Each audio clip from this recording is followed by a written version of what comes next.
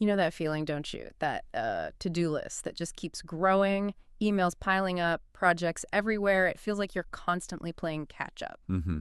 That's a pretty common struggle, I think. Definitely.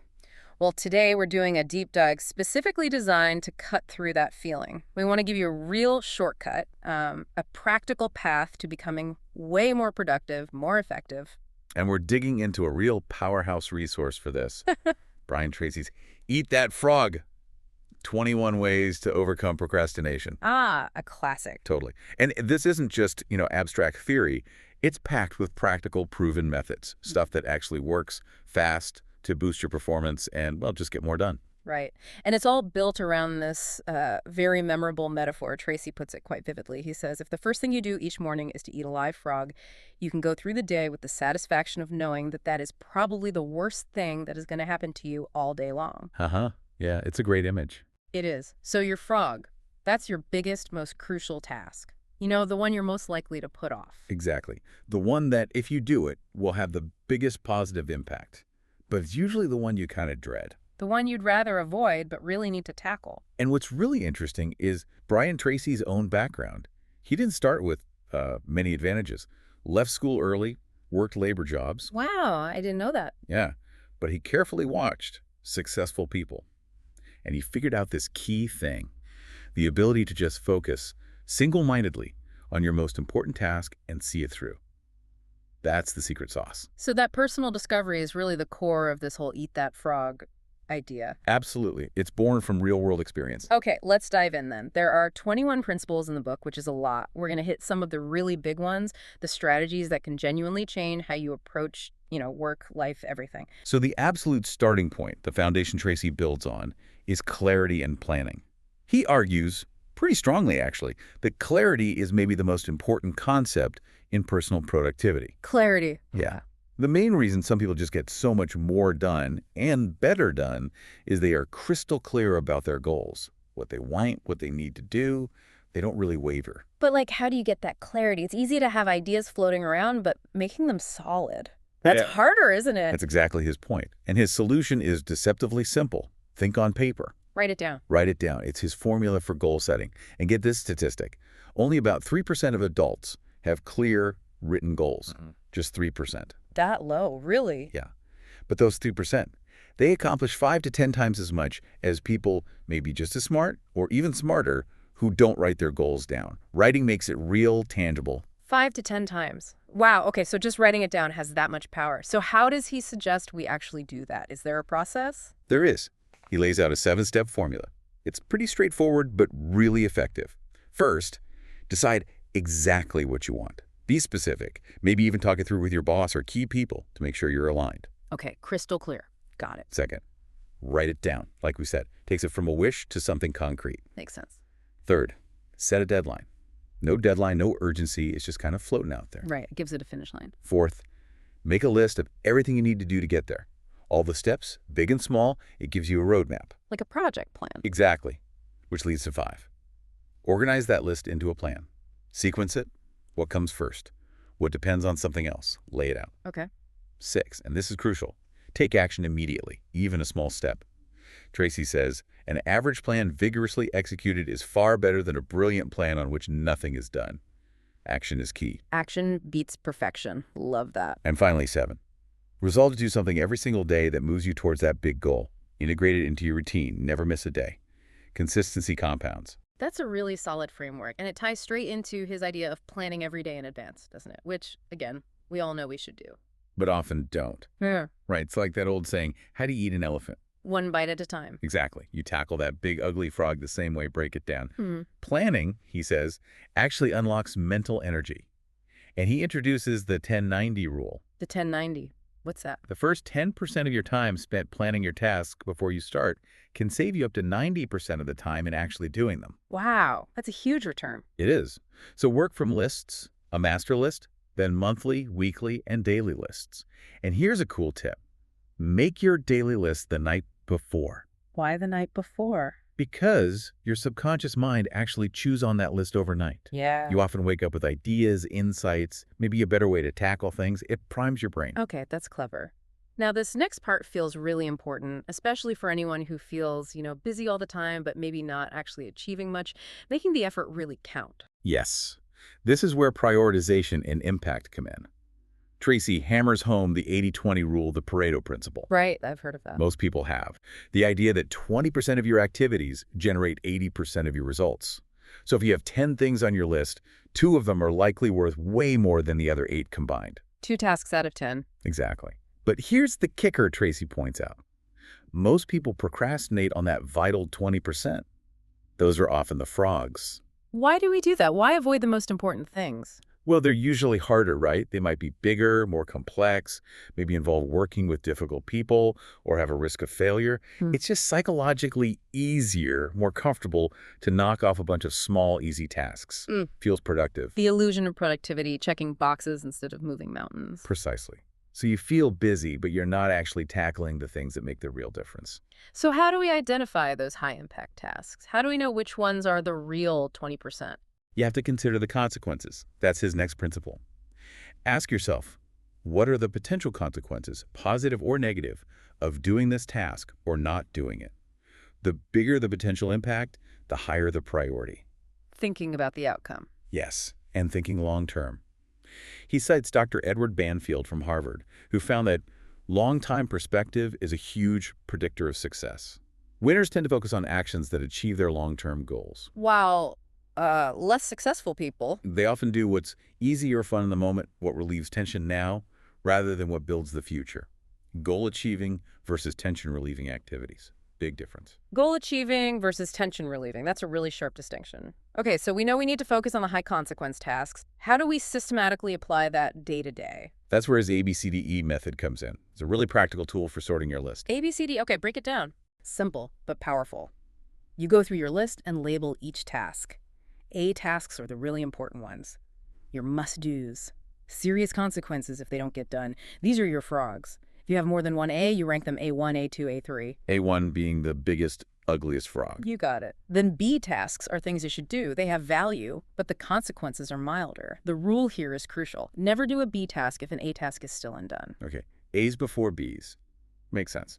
C tasks are things that are nice to do. Calling a friend, having coffee, no real consequences either way for your work goals. Right. D tasks are for delegate. Anything someone else can do, delegate it to free up time for your A tasks. Smart. And E is for eliminate. Anything you can just stop doing altogether because it doesn't really add value anymore. Be ruthless. A, B, C, D. Got it. And the key is, once you've labeled everything, you immediately start on your A1 task. And you discipline yourself to stay with it until it's 100% complete. Don't dabble. Finish the frog. That discipline sounds like the hard part. But this system seems like a great filter. So let's say you've identified your A1. Sometimes just starting feels like the biggest hurdle, even when you know it's important. How does this translate to actually doing the work? yeah, great question. This leads into thinking about execution and overcoming internal blocks. Tracey asks a really insightful question here. Why are you on the payroll? Like, what results are you actually hired to deliver? Okay. He says every job has maybe 5 to 7 key result areas, KRAs. These are the critical things you must do well to succeed in your role. So not just tasks, but areas of responsibility. Exactly. And here's the interesting part. Your weakest key result area sets the height at which you can use all your other skills.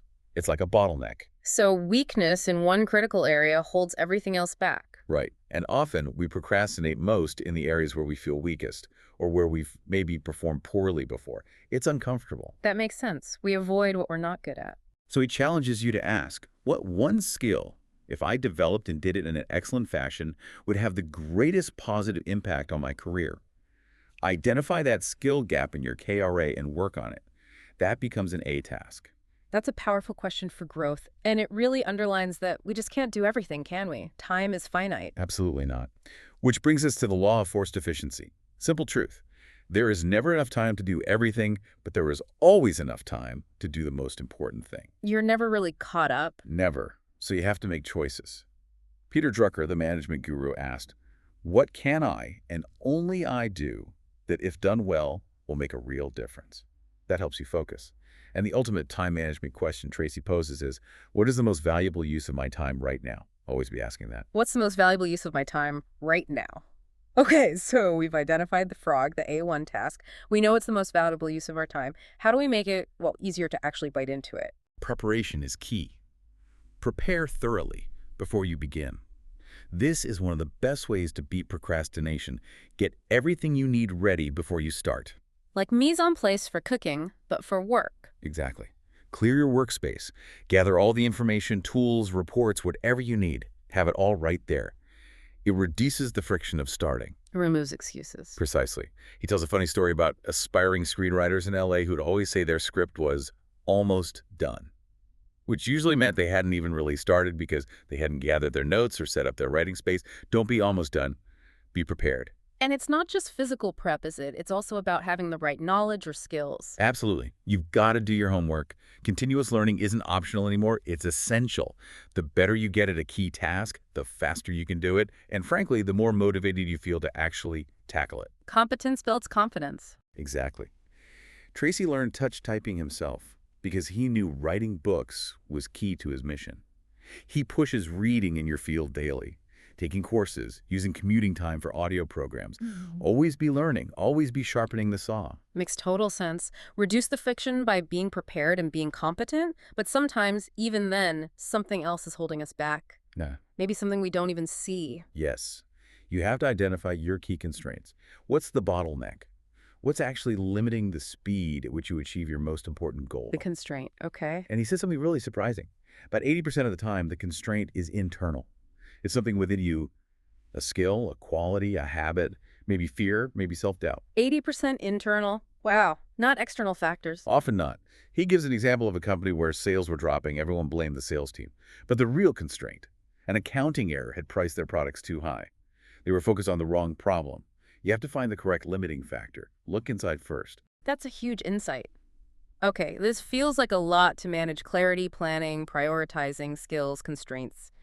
But Tracey also gives some really practical ways to just get moving and keep the energy up, right? He definitely does. Let's talk about momentum, energy, and mindset. One fantastic principle is take it one oil barrel at a time. One oil barrel, what's that about? It's from his own experience crossing the Sahara Desert, huge empty space, that they had placed oil barrels every 5 kilometers. He couldn't see the end. He couldn't even always see the next barrel, but he knew if he just drove towards the last one he could see, he'd eventually find the next one. The lesson is, by the yard it's hard, but inch by inch, anything's a cinch. Don't get overwhelmed by the whole desert. Just focus on reaching the next barrel, the next small step. Break it down. Just focus on the immediate next action. Exactly. Just take the leap, focus on that next step, and trust the process. Leap and the net will appear, he says. I like that, but what if you're just not feeling it? You know the next step, but the motivation isn't there. Then you have to put the pressure on yourself. Tracey's pretty blunt here. The world is full of people waiting for someone else to come along and motivate them. Waiting for a hero. Yeah, but he says, no one is coming to the rescue. Successful people, the top 2%, work without supervision. They motivate themselves. They choose their frogs and make themselves eat them. So internal pressure, not waiting for external pressure. Right. Try this mental trick. Imagine you have to leave town tomorrow for a whole month, unexpectedly. What would you absolutely make sure got done today? Oh yeah, that creates instant urgency. Doesn't it? It forces you to identify and act on the real priorities. Okay, that's a good one. And maintaining the actual, physical and mental energy to keep pushing, that's vital too. Absolutely crucial. You need to maximize your personal powers. Think of your energy, physical, mental, emotional, as the fuel for productivity. You can't run on empty. Sleep is a big one, I bet. Huge. Tracey points out how productivity drops off a cliff after 8 or 9 hours of work, and yet so many people are chronically sleep deprived. He strongly advises getting enough sleep, like being in bed by 10 p.m. And taking breaks. Yes. Take 1 full day off per week, completely off, no brain work, and take regular vacations to recharge fully. Burnout is the enemy of productivity. And watch your diet too. Fuel yourself properly, like an athlete preparing for competition. Treat yourself like a high-performance machine, basically. Makes sense. And then there's the mental game. You have to motivate yourself into action. Be your own coach, your own cheerleader. Self-talk. Big time. He says 95% of your emotions, positive or negative, come from how you talk to yourself. So practice positive self-talk. Tell yourself, I like myself, I can do it, I feel terrific. Even if you don't entirely believe it at first. Act the part. Fake it till you make it, kinda. Sort of. It's about consciously choosing an optimistic perspective. Optimists, he says, look for the good, they look for the lesson in setbacks, they focus on solutions, not problems. That mindset fuels action. Okay, that's powerful. But we keep coming back to this idea that you can't do everything. So if you're focusing on the A tasks, the frogs, what happens to all the other stuff? Ah, that's where creative procrastination comes in. It sounds like an oxymoron, right? It does. Procrastination is bad, isn't it? Well, yes and no. Since you can't do everything, you must procrastinate on something. The key difference between high performers and low performers isn't whether they procrastinate, it's what they choose to procrastinate on. Ah, so procrastinate on the low value stuff? Exactly. Deliberately put off, delegate, or delete the C, D, and E tasks, the things with little or no consequence. Get comfortable saying no to things that don't align with your goals. Use zero-based thinking. Knowing what I know now, if I wasn't already doing this, would I start it today? If the answer is no, it's a candidate for creative procrastination. Okay, that flips the script on procrastination. Use it strategically. Now let's get really concrete. The ultimate habits for actually getting those frogs eaten day in, day out. All right, this is where it all comes together. The core action habit. Do the most difficult task first. Eat that frog, first thing. First thing in the morning. Before you check email, before you get distracted, just start on your A1 task and stick with it until it's done. No interruptions. Tracey actually guarantees that if you do this consistently for 21 days, you can double your productivity. Double it. Just from that one habit. That's his claim. It builds incredible discipline and momentum. Just tell yourself, just for today, I'll do this first. Okay. But what if that A1 task is just huge? Like a massive project that feels totally overwhelming. Eating the whole frog in one go seems impossible. Great point. That's when you need to slice and dice the task. Break it down. He talks about two methods. The salami slice method, just focus on cutting off one thin slice at a time. One small piece. Or the Swiss cheese method, punch holes in the task. Commit to working on it for just a short, fixed period, maybe only 5 or 10 minutes. Like poking holes in a block of cheese. Exactly. The goal is just to get started. Once you complete even a tiny piece, you get that little rush, that sense of accomplishment. Endorphins kick in. It creates an urge to completion that makes it easier to keep going or come back to it. Builds momentum from almost nothing. I like that. And protecting the time to do this deep work, that's essential too, right? In our crazy distracted world. Absolutely critical. You need to create large chunks of time. Schedule appointments with yourself for your A1 tasks.